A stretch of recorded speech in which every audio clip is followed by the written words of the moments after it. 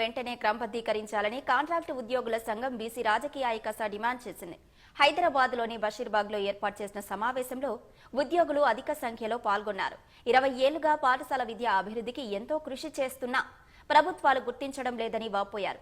సమగ్ర శిక్షలోని అన్ని విభాగాలలో దాదాపు 19,600 మంది కాంట్రాక్టు ఉద్యోగులు పనిచేస్తున్నారని తెలిపారు. ఏళ్ల తరబడి చాలీచాలని వేతనాలతో కుటుంబాలను నెట్టుకొస్తున్నామని ఆవేదన వ్యక్తం చేశారు. వెంటనే ఉద్యోగుల న్యాయమైన డిమాండ్లు పరిష్కరించాలని విజ్ఞప్తి చేశారు. మరోవైపు నిర్మల్లోని ఆర్డీఓ కార్యాలయం ఎదుట సమగ్ర శిక్ష ఉద్యోగులు కళ్లకు గంతలు కట్టుకుని డప్పు కొడుతూ నిరసన చేపట్టారు.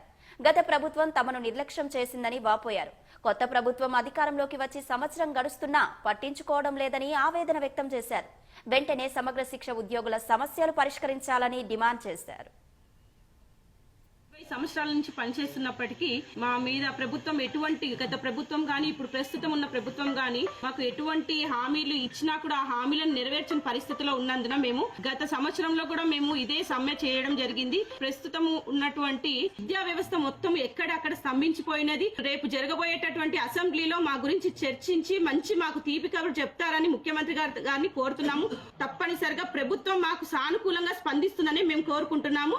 గత 20 ఏళ్లుగా చాలని వేతనంతో కుటుంబ పోషణ భారమై కూడా ఈ రోజు విధులకు హాజరై ఈ రోజు పాఠశాల విద్యా అభివృద్ధికి వాళ్ళు తోడ్పడతా ఉన్నారు. తెలంగాణ రాష్ట్రంలో దాదాపు 19,500 మంది పనిచేస్తా ఉన్నారు. వెంటనే క్రమబద్ధీకరించాలని చెప్పి ముఖ్యమంత్రి రేవంత్ రెడ్డి గారికి మేము విజ్ఞప్తి చేస్తా ఉన్నాం. హైదరాబాద్ జూబ్లీ